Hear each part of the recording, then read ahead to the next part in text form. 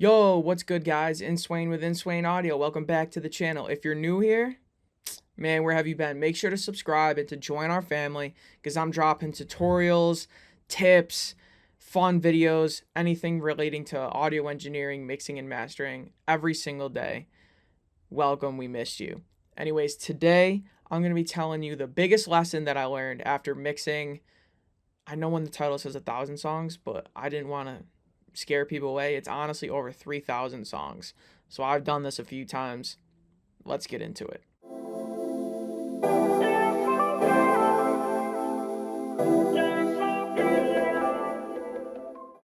All right, no need to hold y'all too long. The biggest thing that I learned after mixing literally thousands of songs is it's not the gear, it's the ear. Now I'm going to elaborate on that because that's a saying that I didn't create. We've all probably heard it. If not, we kind of understand that. But let me give you my take on it. So what I mean by this is it's not learning what the best EQ setting is or what the best ratio is. What's this plugin, this best setting? There is none of that. There's preferences and there's things that work most of the time or a lot of time or a good flavor people prefer. But what I mean is a good mix engineer is able to do anything with anything anywhere. They're able to handle all the variables and pull audibles and make things sound good. Because let me tell you, I've mixed, like I said, over 3,000 songs, beats, instrumentals, songs, rap, rock, metal, orchestra, pop, anything, EDM, you name it, polka, you name it, country. There has never, ever been a single EQ setting that I've done more than once, let alone every time. Every single vocal I've ever mixed, even for the same artist, has always been different. There is no perfect EQ setting. Every compressor setting, there is no perfect setting. It always, always changes.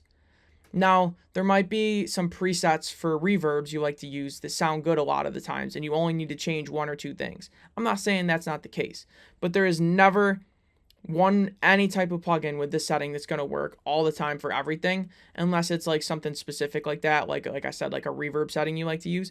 But like for EQ, compression, saturation, all that, unless you're mixing into something, it's always changing.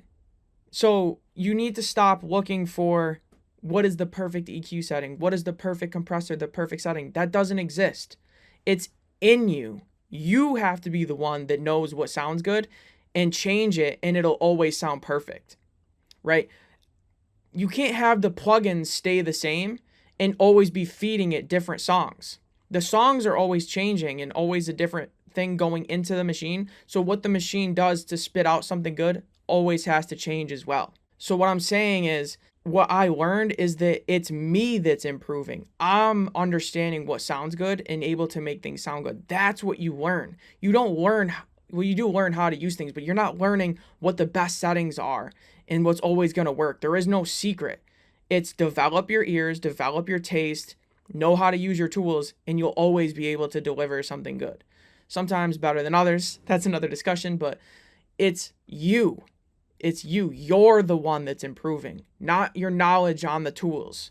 That's not what's going to make you good. Yeah, you need to understand how to use them, but it's not like there's the secret setting you're ever going to find. So stop looking for it. There might be tips that help you. You might try things and like it and it inspires things, but it's not to be copied one to one and used all the time. That's not the case. I promise you, open up any two of my sessions, you will never find the same EQ settings. It's always different. But the thing is, constant is me. I'm always the one in the chair mixing. And sometimes I'm in different chairs. Sometimes I have different headphones. I've mixed in the car on the road out of my laptop speakers and then auxed it into the car and listened to the car speakers. And guess what? The mix sounds good because I'm the one in control. I know what sounds good and I just make it sound that way. You might disagree, but that's a taste thing. But the point is it's you that's improving. It's not the plugins. So you need to be a good mixer. And there's videos and tutorials and courses and things like I have right here, and I'm not self-promoting. You can go elsewhere as well. And you can learn these tips that'll fast track you, but there's nothing that's going to speed up the process or any way to shortcut around putting in the hours and the reps to develop your ears and your taste and know how to do what you're trying to do. right? It's just the first step is understanding what an EQ is and what a compressor is, what they do, what a ratio is. That's just the first step. That you can Google. I don't need to tell you that. You want to know what a ratio is? You can just Google it. And if you forget, Google it again. That isn't hard. Anyone can do that. And I'm not saying it's not important. It is. Definitely recommend doing that and understanding the ins and outs. But that doesn't matter as much because you can just Google it. What you can't Google is the ear training that comes from listening to an EQ for years and thousands of hours, or being able to hear the subtle differences between two compressor types. You could Google what they should sound like, but those are just words. They're going to say warm, bright. That's not a sound. That doesn't even exist. You understanding what warm and bright sounds like, nobody can do that for you. So I don't want this to be discouraging and make you feel like, well, what am I supposed to do? I can't find the answer anywhere. There's no perfect setting. I want it to be encouraging so that you know that you're running the same race as everyone else. You just got to put in the time. Anyone can do this. You just have to keep doing it. I promise you.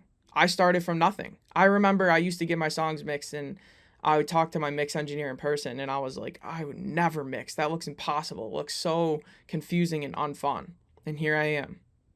I have a video on my channel about the journey of how I got there. That's not important, but the point is anyone can do it. You just have to do it. And there's no fast tracking it. So get to work. I'll see y'all in the next video, man. I feel like I went off on a tangent, but I had to get that off. I hope you took something from this. If not, check out another video, man. Make sure to like, comment, subscribe, and share. I gotta get out of here, man. I've been talking too much. I'll see y'all tomorrow, man. Peace.